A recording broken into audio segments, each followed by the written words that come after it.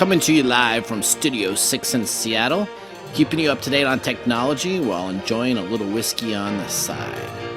With leading edge topics, along with special co-hosts to navigate technology in a segmented, stylized radio program. The information that's going to make you go, Now sit back, raise a glass, and welcome to TechTime Radio with your host, Nathan Mumm. Welcome to TechTime Radio with Nathan Mumm, the show that makes you go, technology news of the week. I'm Nathan Mumm, and on today's show, we have a focus on sports and technology. We have a new segment called Technology Insider, which we're going to be talking about the NBA, NFL, and Major League Baseball, how they're using technology to supplement not having fans in arenas during live events.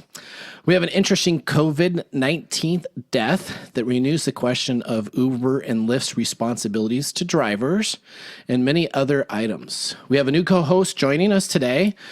So we're going to play our 2 Truths and a Lie, and I'll see if I can go 2 and 2 and get back to even on that segment, or if I lose, then I'll be 3 and 1, and the only person I would have fooled was Jonathan. So hopefully we'll get that taken care of. We also have our whiskey checklist. We're using a brand new checklist that we've actually posted online at techtimeradio.com. Yes, so we have a brand new whiskey process. We're only sampling one whiskey during the show.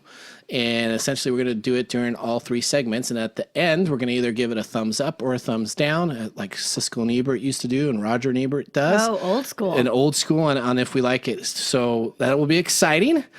So make sure you stay for the pick of the day event. And right now, let's introduce our co-host. So our co-host comes to us from Seattle, Washington. Glad that you could join us today.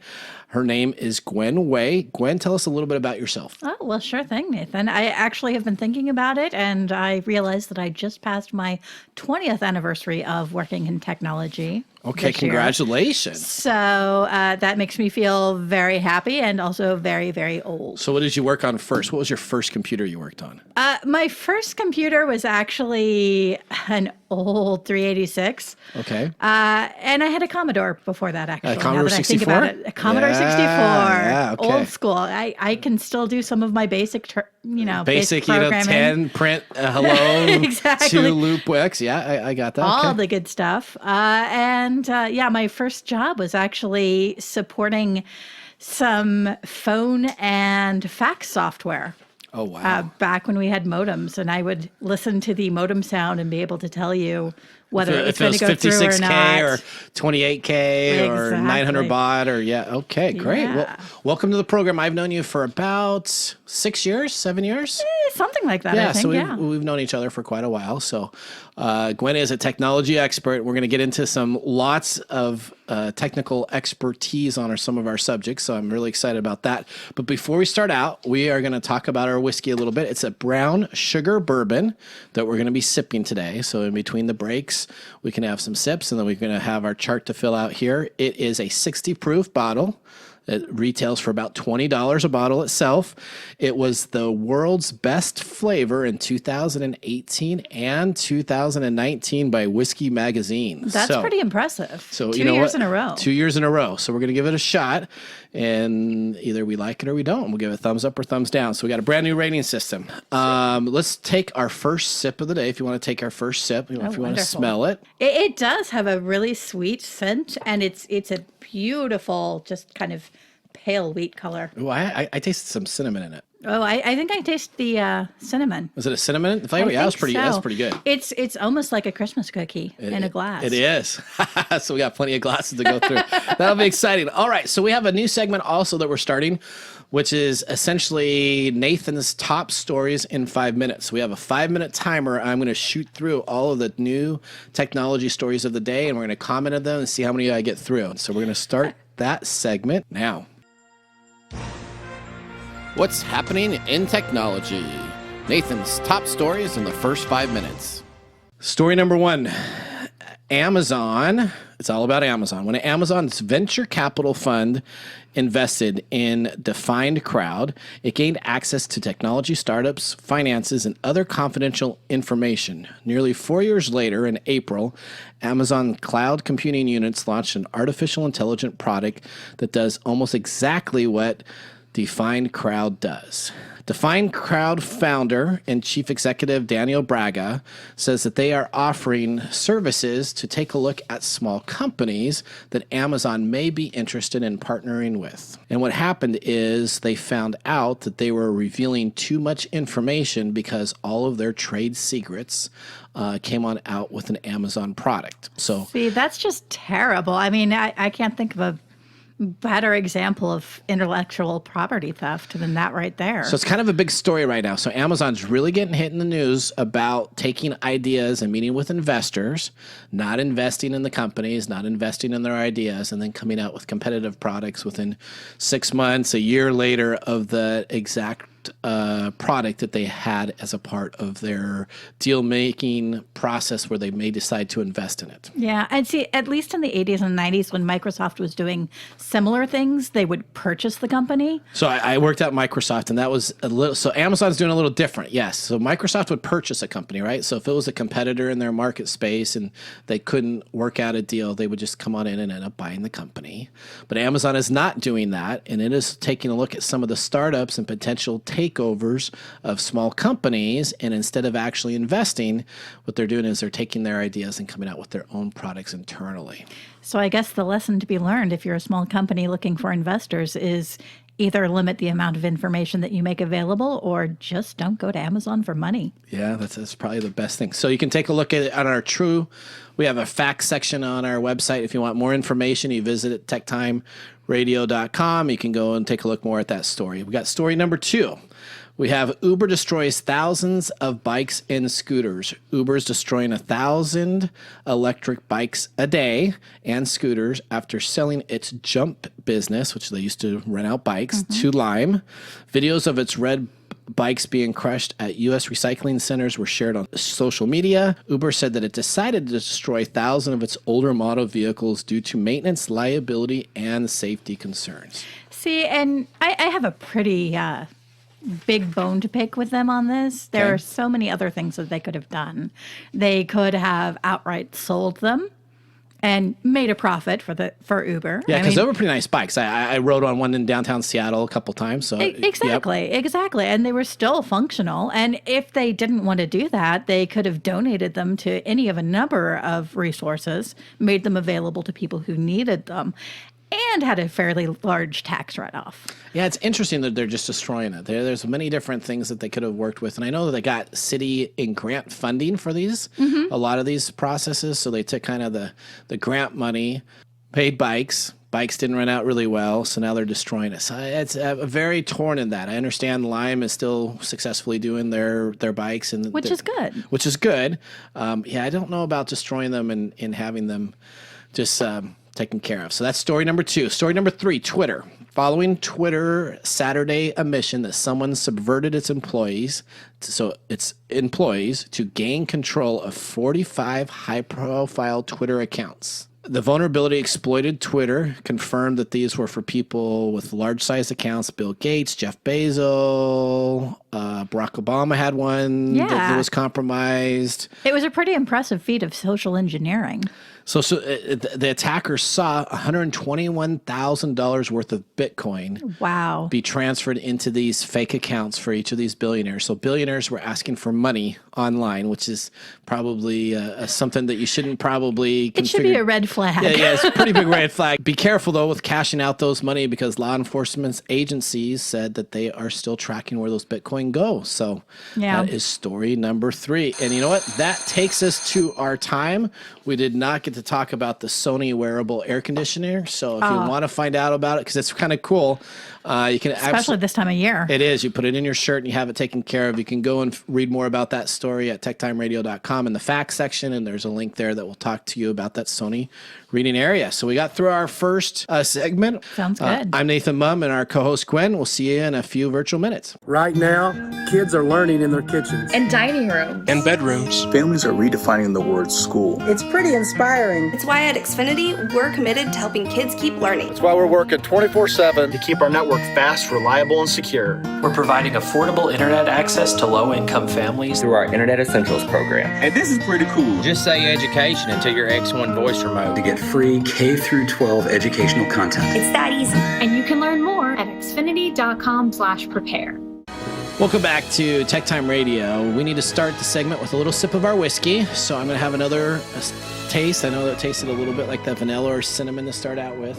It is a very clear bourbon, so I'm looking at my clear list here. So very clear. I can see through all the colors. Very much so. Yep. Going in a little bit more deeply in the Christmas cookie, I think it's just like an oatmeal raisin. It's not a chocolate chip cookie. No, I'm getting the cinnamon and a little bit of raisin on the back end, and that's good. All right, okay, Gwen. Here's what we got. So I know that you are a sports fan. So, I am. So you do fantasy football. I do. I know that you did. Are you still doing fantasy football? I still am. I continue to improve. Last season, I actually made it to playoffs. Okay. And came in third. You came in third. And how many teams do you manage during your fantasy football season? I usually only do one or two. I like to focus in. I know you have. I got 20. Exactly. That's why I got so many different ones on so many. My bank account gets drawn out for all those fees when we do our type of deal, but I do enjoy it. So we're going to talk about sports. So sports has come back. Mm-hmm. We have Major League Baseball playing games right now, although if you're in Miami, your team has 11 cases of COVID-19, so you're not playing very much right now. I was going to say, Miami may be out, and I have to say I'm so happy to have professional sports back. I don't know what you were doing in the meantime, but I got really into the BBC presenter who was calling his dogs eating dinner and acting as a commentator for that. And there's actually competitive marbles on YouTube. So I was so desperate for something that I dug in and found it. We were watching volleyball. So competitive volleyball. There was tennis, there was badminton, and pickleball championships. Pickleball. My mother-in-law is a huge pickleball player. So we did get into watching some of that. So that was all I could do because I haven't had any sports and then spend time with the family. And that's great. So let's take a look at Major League Baseball. So since it started, they have a couple things we're going to talk about. First is what they call this virtual cheering on the fans. Right. So very unique. And essentially since we have the Mariners here in town, I got my email from Mariners, and T-Mobile Park said that I could go and get a cutout made of myself, and that they would move it into different seats during the games, and it would be a live picture of myself with my Mariner gear on, or it specifically said Mariner gear to have your Mariner gear on. So I think you could either be neutral gear or Mariner gear, and they would essentially put up cardboard areas around the whole stadium. I've seen this in a couple games, and it's some of it's a little creepy. What was a neat aspect about it though was if a ball lands or hits your player during the game, the Mariners or other Major League Baseball teams also would essentially send me that baseball. So you still got the souvenir. So I still got the souvenir, but I didn't have to grab it over a kid or tackle somebody to get to get the 39-cent baseball that they have a gazillion of and be like, yeah, look at that. Exactly. So they have that. You can essentially go online and you can still, they still have signups for this. So I guess when you have a stadium that can have, almost 200,000 people, I guess you could have a lot of photos. They print out the cardboard. You don't get the cardboard back. So the cardboard at the end of the season, they're going to redispose of the cardboard picture. Maybe they'll send it overseas and then somebody will have a whole bunch of cardboard like they do the bad shirts for the Japanese league, yeah, you can have that. So essentially, it would have to be a high-res video shot in a well-lit room, ideally with having it on landscape. I don't know why I made it different for the photo on landscape. But they add, and then sporting your famous gear, you send it in, and I think it was like $30. Oh, and wow. Boom, then you have yourself in the stadium, and they'll move you different seats. That's pretty exciting. I've heard that they also are eliciting videos. So if you're, cheering your team on, they'll actually put it up when, a Mariners player hits the ball, when they make a run, so that they're able to actually see and interact a little bit more with the fans. I think that's important for the players because there's There's definitely a psychology there where the players need the fans as much as the fans need the players. So as we go on into story 2, we're going to talk about home field advantage. So is there a home field advantage in sports when you have this? So Fox Sports is crazy. Fox is just crazy all the time. But that's it. Fox You're Sports. not wrong. Fox Sports specifically is using the Unreal Engine. It's a video game engine used all the time. Yeah. To simulate fans at a baseball game. Oh. They are with an effect combination of a technology that's called Pixotype. They have worked on creating AR graphics for things like the Super Bowl and Weather Channel and other different areas that they've had. It works by leveraging graphics already created by an agency built on the Unreal Engine. It's the same type of virtual set backgrounds that they would use at The Mandalorian, which was on Disney. So same type of technique that they use where they have the actor in front of something, huge screens behind it. They superimpose stuff behind the person itself. They provide cheering, booing, and even the wave. Wow. So somehow they have a simulated even the way they all 30 Major League Baseball teams have this available, and what they're doing is they're actually using a video game, Sony's Major League Baseball, the show. They're actually using its stadium announcers, walk-ups, and other aspects of the video game to promote that through the virtual setting for Fox so that they can have the roar of the crowd and everything that's available. So we have blurred into live sports on television when you're watching it to have a whole video game fake background. I don't know how I feel about that, to be honest with you. I mean, granted, half of the reason to watch baseball games is to see the crowd shots because baseball fans are crazy, let's be honest. Yeah, you got the drunk guy out in the center field that he's got his beer cup. He's trying to catch the ball that comes on out there. Exactly. And that's half the fun of being there and half the fun of watching on television. But this, I don't know, it almost hits the uncanny valley for me because you're going to have some really interesting responses that almost look right, but not quite. So it is. So it's the same technology. If you ever watch a football game and they lay that yellow line down the middle, that's your first down line that you're trying to get to in the football game. I remember the first time my wife saw that, I said that there was a guy that went out there and painted the line. She watched for like a couple minutes. She said, really? He's pretty quick. How's it go away? But they're using that same type of technology where they're superimposing on the existing plane that's going on. It was interesting because I watched a game this weekend, and the Braves were just beating up on the Mets 9-1.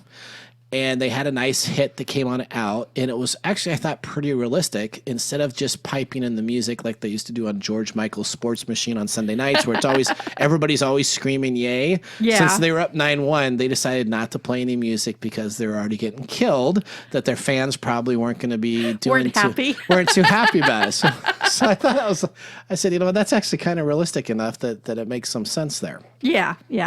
So all of this information, if you want to learn more, again, you can go on to TechTimeRadio.com and you can click on the links for both the information regarding how you can create your virtual fan. If you want to go do that for the Mariners, we have a link that's available there and other Major League Baseball teams. So next thing we're going to is my favorite sport, which is the NBA. Oh, yeah. Okay, the NBA season starting up this weekend also. They are going to be playing all of their games in the Disney World Sports Center. So they have all the teams down there playing more of a European style type of tournament where they'll play a lot of games and then they're going to have some seedings taken care of. So I kind of like that, as the European ways for tournaments are really pretty good. But here's what they're doing. The NBA is going to be using a new Microsoft Teams application combined with 17-foot tall LED screens that will wrap around the basketball arena. So 17 feet. So 17 feet, that's pretty freaking tall. That's good size. Yeah, definitely. Down on the court, it's going to go all the way around, curved deal. So you're going to have your basketball court with all of these TVs. Wow. And essentially, they're going to allow them to be virtual stands, which will include more than 300 fans using technology in Microsoft Teams to sit side by side with each other as they watch the game. So if Interesting. So if I could, the camera would be on me. I'd be virtually sitting there, and then over to my right hand side, I'm going to have a little screen where I can actually watch the game of what's going on. Microsoft has been big sponsors with the NFL, and they're trying to get into the NBA, and so this is kind of their one big area that they're trying to do. Yeah, it's a good push for them, definitely. It's going to be interesting. So it says that they don't want anybody sitting close to the fans because they are worried about safety, which makes complete sense. Right. But the players will experience that what they're saying is the energy and support as they dribble down the court and see fans' real-time reactions. And viewers tuning into the games from home will feel like there's a crowd there because they'll see them in the virtual stands being filled up with fans. Interesting. So what do you think of this? I think this is a dumb idea. I'll just say I don't get this. I don't know that it's going to actually accomplish what they want it to accomplish. The big reason to have fans is because that's 90% of your home field advantage, your home court advantage, is knowing that you have these tens of thousands of people that are present and cheering you on. It's like any other entertainment. You want to have that instant feedback. And see, it makes a difference for the home teams, especially in the NBA, because the officials, which have to make calls, all subjective calls onto whether a foul's this or a foul isn't that. When you have that fan yelling and screaming, let's go team, let's go team. I know because I officiate some high school sports for basketball, and there is an influence no matter how good you are when you're at a home crowd and they're cheering on their team. Here, now you're not going to have any of that at all with your virtual fans. Exactly. Well, and it's also going to cut back on the actual feedback. Microsoft Teams, even, as much as they're doing to boost the networks and things like that, you're going to have people dropping off, and suddenly, there's a blank screen where a fan used to be. I don't get this. I just think of all the crazy stuff I would be doing if I'm down baseline and it's against a team I don't like or something like that. Distracting them, throwing up stuff, and I mean, what's the worst they do? They just ban you and they kick off and they put somebody else in that. So I mean, exactly. I don't quite get that, but I guess the NBA, they're trying to figure out what they're going to do with their virtual fans. So we'll see fake fans. I mean, best of luck to them, definitely.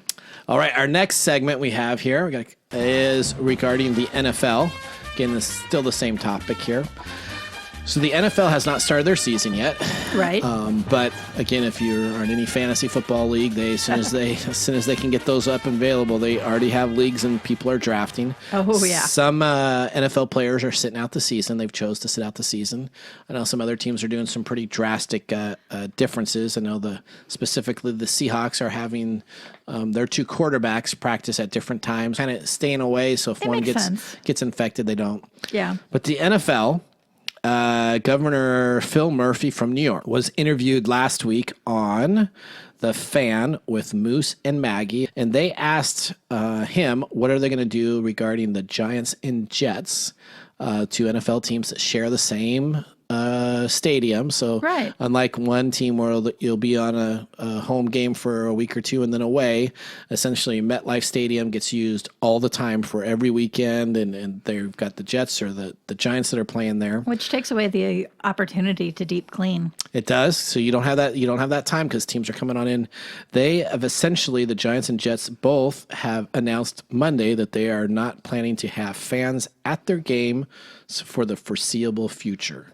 The mayor was asked and said, we would love to have people attend games at some point, but we just cannot promise that. So explain that to me. They don't have a virtual system that they're going to be able to set up. Right. Unlike the NBA that's all playing down in Florida right now, and Major League Baseball that said no fans will be there, and we're coming up with different alternatives.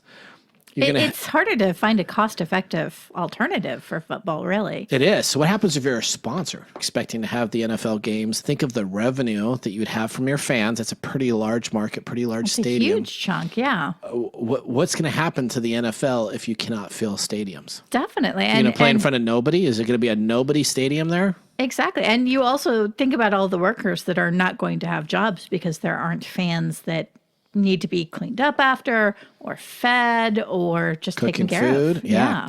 So I'm interested to see what happens in the NFL, and we have some time still because the season hasn't started, but they really don't have any alternatives like the NBA does with their 17-foot high television screens, or even Major League Baseball, who really seem to put some time and effort into what they were doing with their virtual fans and their cardboard guys. So Exactly. we're going to see what takes care of the NFL and what happens this season. They're going to have to get on it and get on it quickly if they want to have anything in place when their season begins. Otherwise, I don't know what it's going to look like. Well, they don't call the NFL the No Fun League for anything. And remember, it's the only league of all these sports that is a nonprofit, too. That's true. I don't know how that happens, how you can be a nonprofit of a major sports team. But okay, so that takes us through our segment there. You know, it's amazing to think that video games and sports would collide all into one fan experience. I do play NBA 2K and Madden video games and a bunch of those, and so it's amazing to see some of that technology with those fans now on live television and seeing some of those things happen. We got tons more to cover when we come on back. We have a story regarding rideshare and an incident that happened with COVID-19 for one of the rideshare people. Scary stuff. Yeah, and Gwen, thank you for being here in studio. We're going to have some little whiskey on the side as we take a commercial break here for everybody on TechTime Radio. Thank you very much. Your business deserves the same expertise as that of a Fortune 500 company. If you need a CIO-level service, why hire a full-time staff member at $250,000 a year when you can get this on-demand service for fractions of the cost? Get an on-demand CIO working for you to protect and keep your business running. To find out more, go to www.ee-services.com. That's ee-services.com. Welcome back to the show, Gwen. Enjoying some whiskey here. We're going to have to move. I'm almost done with glass number one, so I have two glasses here. So taking a little bit more during that break. It's nice sitting on back. Now, normally I'm a fan of smoky whiskeys. Okay. This is not very smoky. Nope. But I think that the flavor profile that is present kind of balances it out and takes the place of that smoky flavor. You know what? This is a whiskey that I probably wouldn't have sipping on my back porch if I was, because it's a little too sweet. But if I wanted something after dinner, I wanted something a little sweet, it could kind of take care of that. It's not a burn by any means, but a little sugar taste. Yeah, there's no burn there at all.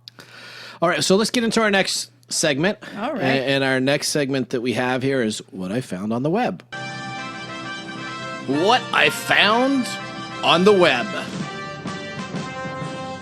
So what I found on the web, listen to this, Gwen. This is a kind of a sad story and something that we should think about as a society right now, specifically regarding rideshare. So when the COVID-19 pandemic struck, officials at Uber knew that they'd have significant source of information about who people had been in contact with, something that could be very helpful for contact tracing efforts. That's why they decided to fast track a project that would allow health officials to request access to their users' data.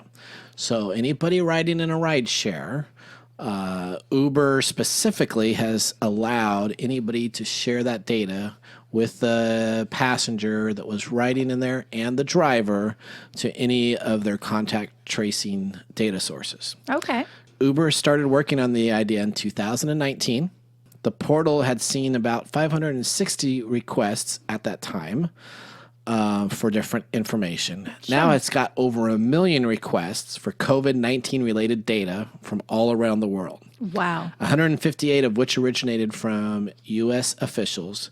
Uber reports its turnaround time for requests is only a few hours. That's pretty impressive. So it is impressive. So essentially your data, when you decide to use a rideshare, specifically with Uber, understand that information, there's nothing proprietary with the information. They are tracking you and they are providing that information out to health officials, to other contact tracing apps. Yeah, and it's not even covered by HIPAA.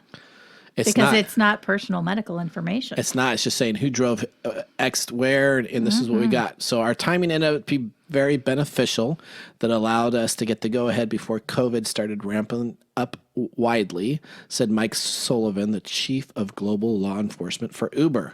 So if you want to learn more about that, you can go and take a link at our website, and there's a full story regarding all of the information for contact tracing and all user information that Uber is selling. So I a little bit of a concern of how much information are they actually passing through? Are they saying when I tip, what I didn't tip, what percentage did I have, or are they just tracking my time of maybe somebody that has? If they're just tracking the time for when I was in the ride with the person, I guess I'd have absolutely no problems with that.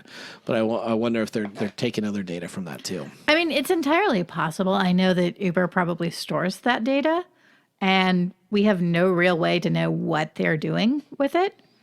I would imagine, though, that this particular data, the people who are tracing the contact are looking specifically for, names and locations. So, where did they pick you up from? Where did they drop you off? So they can say, this guy was at choir practice. I better check him because information. I just didn't really know that was available until I did this research, because as we have in the second part of this issue with a COVID-19 death, specifically regarding a driver. So, wow. A health union calls on Florida's Governor Ron DeSantis to issue a statewide mask mandate. So in Florida, they don't have a statewide mask mandate currently. Right. Chuck Buckner begged his 71-year-old mother not to drive for Uber and Lyft during the pandemic. She didn't listen. Of course, she was 71 years old, so she didn't listen. And she could do it herself. She's safe. Then COVID-19 took her life. She didn't deserve that, and she was such a good person, Chuck says. Looking at her Toyota Prius still parked in the front of the mobile home that they shared has caused him great grief. Oh, I bet. The pandemic has drastically raised the stakes in the year-long fight over the protection of Lyft, Uber, and other gig economy companies used to required workers that will transport place to place. According to the longstanding wage and benefits gripe, fate is that each of these drivers are facing their own scenario as they're all independent contractors. Advocates have urged that drivers shouldn't be forced to risk death just to make ends meet, and have blasted Uber and Lyft for making it nearly impossible for drivers to collect state unemployment pay. I mean, I agree with that to a certain extent, but also you're looking at the drivers need to make good, safe decisions. For example, here in Washington, Inslee not only requires that we wear masks, he also has provided signs to be printed out and posted in the back of ride shares, requiring the riders to wear masks and explaining why. Lyft, and I would assume Uber, but I know Lyft for sure, provides its drivers with masks and with hand sanitizer so that they have them available for themselves, and they also have them available for passengers. Well, that makes good sense, right? I mean, so I'm a big opponent of wearing masks. I think masks, when you're out in the public, I went to Home Depot and I saw some people wearing some scarves sideways, and I saw some people not wearing anything, and I'm wearing my mask, and I'm going to do my part to try to keep everything, if I cough, so that it stays within my certain area and not project over 6 feet or anything that's taken care of. Should Uber and Lyft drivers be contractors, or should they be full-time employees? That has been the story since the day one that they started. Right? Exactly. And it's a tough call to make because, honestly, there are good arguments on both sides. I think that we need to seriously consider their health and their well-being going forward. There are some drivers where it's kind of a secondary job, and they're just doing it on the side to make money, which that is fine. That is a contractor kind of gig. That's what you do.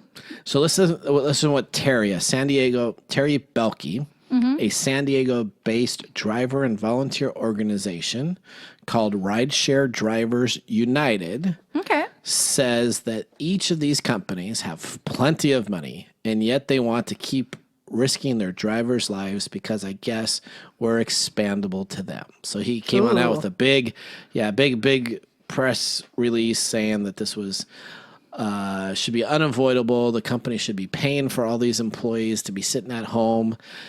I don't quite think I agree with that at all because, it's not necessarily the company's fault that COVID-19 is happening. Right. So expecting them to pay a lot of these temporary gig drivers that are out there for 3 or 4 hours on a weekend and you're going to start subsidizing them, then they would have to go through and really probably cut a lot of their volunteers that they have because they would have to have just their primary people for that. But I think the story should be really that if you're of a certain age and if you're having problems making ends meet, there should probably be something that's available for you to have those ends meet so you're not having to risk your life out there as a driver for Uber and Lyft at $6-7 a pickup, right? $6, $7 a pickup is not anything that should be taken care of. Definitely.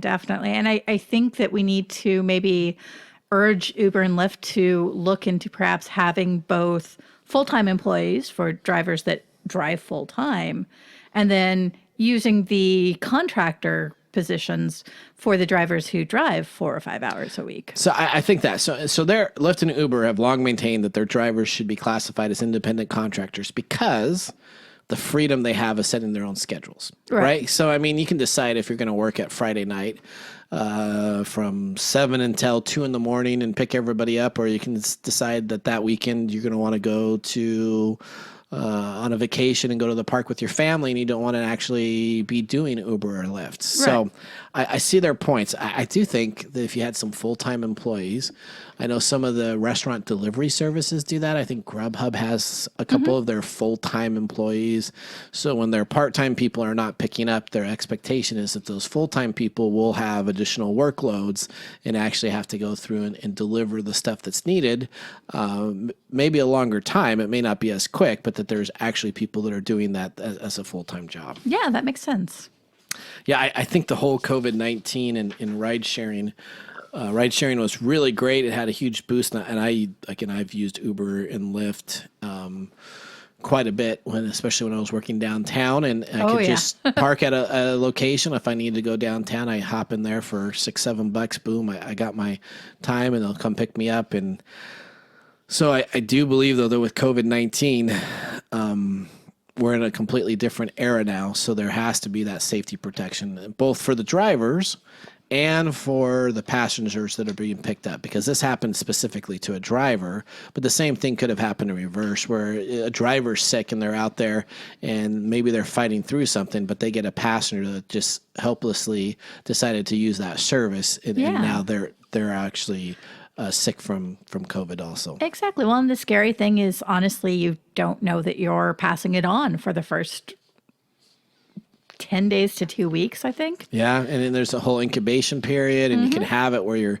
actually getting other people sick and you don't know that you're sick. So, yeah. Exactly. It's an interesting spot, but definitely wearing a mask and staying out of confined spaces should be a must for everybody in these services. 100%. Stay back 6 feet, social distance, make sure that you have a mask on it, and be responsible not for yourself and your family, but also for everybody else's families in there. I'm your host, Nathan Mumm, and we will be right back. Your business deserves the same expertise as that of a Fortune 500 company. If you need a CIO-level service, why hire a full-time staff member at $250,000 a year when you can get this on-demand service for fractions of the cost? Get an on-demand CIO working for you to protect and keep your business running. To find out more, go to www.ee-services.com. That's ee-services.com. Welcome back to the show. You're listening to TechTime Radio with Nathan Mumm and co-host Gwen Waith. We are now on to our third and final segment. Before we start, I'm going to have to move to glass number 2. I'm finishing off glass 1 right now. You're finishing off glass. I'm on glass 2 of our Brown Sugar Bourbon. Brown Sugar Bourbon. And you know what? This actually breaks my model because it's not a cork top. So normally all my whiskeys have to have a cork top. Otherwise, I don't like them. And this has kind of a metal top that you unscrew. But it hasn't affected the taste at all. Yeah. Again, welcome back to the show. If you're just joining us in this segment, you're saying, is this a whiskey show? And no, this is actually a technology show. With whiskey. With whiskey. That's correct. That's correct. So our next segment we have here is 2 Truths and a Lie. And now we have Two truths and a lie. Okay, Gwen, we have two truths and a lie. All right. This is my favorite segment because this is a chance for me to trick you or to trick our guests that are in here. I was 0 for 2 with Mike, and then I stopped playing it because he kept on beating me up. And then I had Jonathan on as a co-host, and I got him. So that was really exciting. So now I can go 2 for 2. In baseball terms, since we have sports, that's batting 500. Which is really good. So I'm in the Hall of Fame. So if I get this, if I can. Okay. So I'm going to read you 3 stories. And I'm going to talk the headings for all 3 stories. Let you think about it, and then you're going to choose which one you think is the lie. Okay. You're going to try to pick out the lie, and then we'll go through and by process of elimination see if you got it. So story number 1, a helicopter ride over Mars. NASA's about to give it a shot before the end of the year. Story number 2, look human. It's the first photo of planets orbiting a sun 300 light years away. Story number 3, Chernobyl mold could shield astronauts from deep space radiation. Oh, wow. So we went into a lot of science on here. I was going to say, I like that there are a lot of space-based So a lot of. This is good. This is good. When I was going through and picking these, and we don't have a scientific way to do this, I just pick ones I like. As I was going through and picking the ones that I liked, I was reading a bunch of science stuff, and so I'm like, yeah, these are some great titles. Yeah. So out of those titles there, you got a helicopter ride over Mars. NASA is about to give it a shot before the end of the year. Look human. It's the first photo of planets orbiting a sun 300 light years away. Okay. Chernobyl mold could shield astronauts from deep space radiation. Number 2 makes sense. I think that that's going to be a truth. And now I have to decide whether there is enough air pressure on Mars to allow for a helicopter, because you need the air for the lift, or whether the mold is growing because it is, shielded from radiation and therefore could shield others from radiation, which is more likely. That's a tough one. I am going to have to say that the mold could be true and that the helicopter ride is the lie. So you think the helicopter ride is a lie? I think so. Okay, so we're going to mark that. Okay, I got that right here. A helicopter ride, that's what you pick. That is what I picked. Let's go to story number 1 that you started with. Okay. Which is true. It's look humans, the first photo of planets orbiting a sun 300 light years away. So here's the article.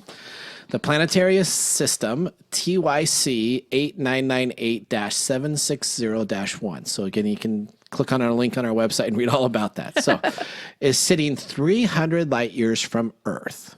It shows a pair of 2 massive worlds orbiting a star much like our own sun. Oh, wow. A team of astronauts took a pair of images of the system moving slightly and showed movement of the planets around the star. Images of the solar system showing more than one planet have been recorded twice before in recent years. However, this image marks the first time a pair of giant planets have been seen orbiting around the young star-like star. That's exciting. So there you go. So that is correct. Good. Now, your next one that you picked between the Chernobyl mold and the helicopter ride. And I am so mad because you got the lie. Dang it. All right. So, but the difference is on the helicopter ride over Mars, NASA's about to give it a shot before the end of the year. The end of the year part was wrong. It's actually next year, but it actually is a true title. So this is what it's called.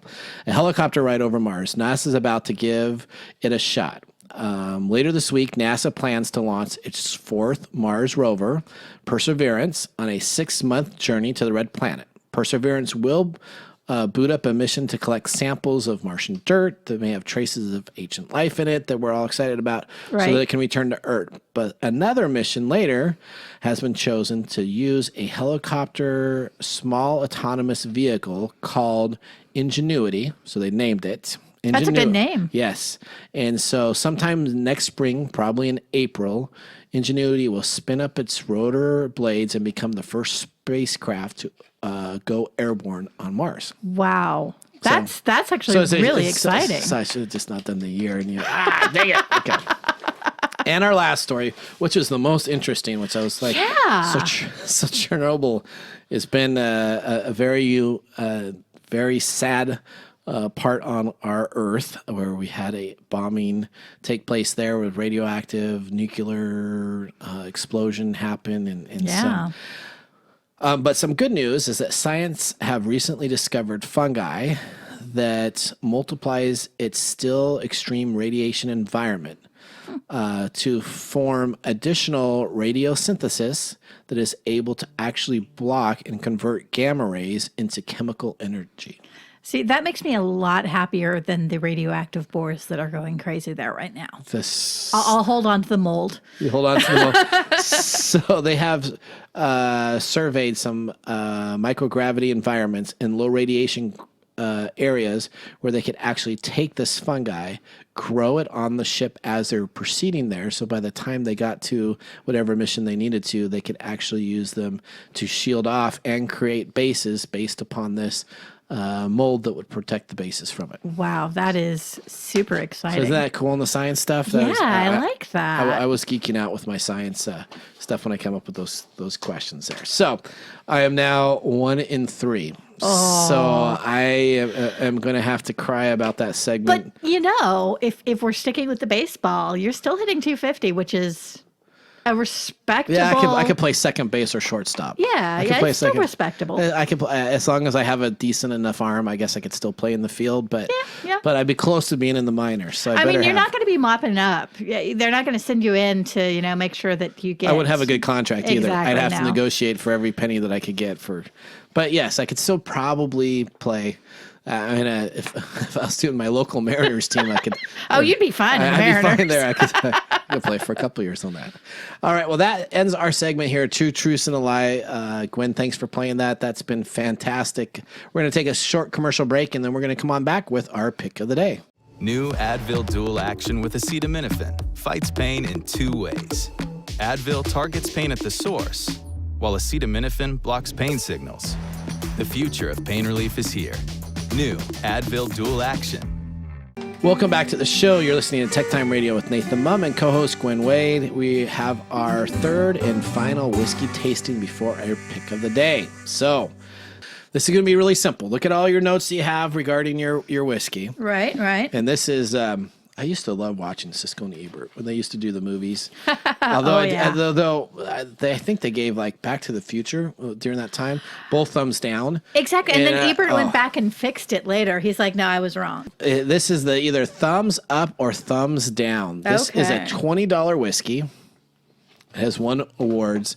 If you had the opportunity to drink this whiskey for $20, 60 proof, is that a thumbs up for you or a thumbs down? Oh, 100% thumbs up. It's a thumbs up? It tastes nothing like a $20 whiskey. I mean, that is a really good, really smooth, just amazing whiskey. And I'm going to have to agree with you. I'm really bad at like telling people. People said I need to be a little bit more like, hey, that's got a little bit of a taste here. And I'm just like, oh, I like it. I did the first segment. This is good. This is good. So I love this completely. So I'm going to give this a thumbs up. And this is our first whiskey, and it has 2 thumbs up. So that means it will be posted on our website. You can find more information, and it'll make it into our little Whiskey Hall of Fame. So wonderful. Gwen, this has been a great time.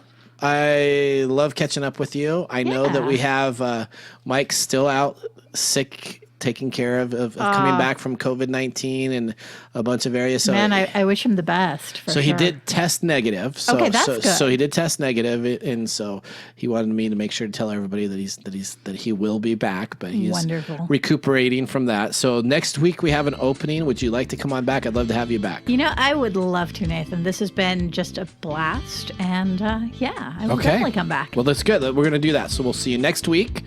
We're not going to play 2 Truths and a Lie. I'll tell you that. I'm done with that. Now, if you would have lost, then I would have brought it back as a segment. They'd be like, hey, I can move ahead of that. But no, we'll be doing something else. So, again, thank you very much for joining TechTime Radio. I'm your host, Nathan Mumm. Have a great day.